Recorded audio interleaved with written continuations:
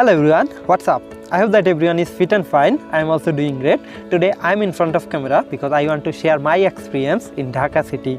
Actually, in my college life, I have spent 2 years of my life in the Dhaka city. There I actually enjoy some facilities. At the same time, I face some problems in Dhaka city. So today I want to focus on the problems in Dhaka city. First of all, air pollution.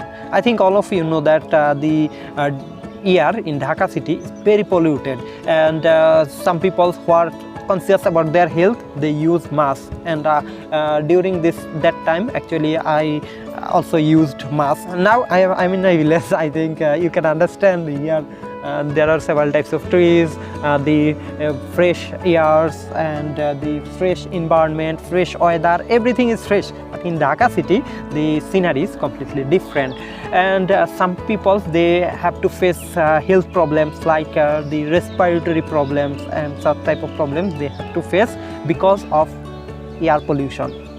And then second thing is traffic jam. Some people consider the traffic jam is the biggest problem in Dhaka city.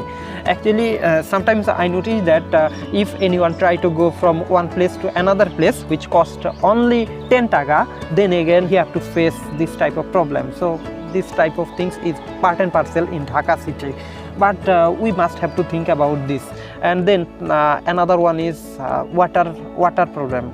The water in Dhaka city, as the air, they are also polluted.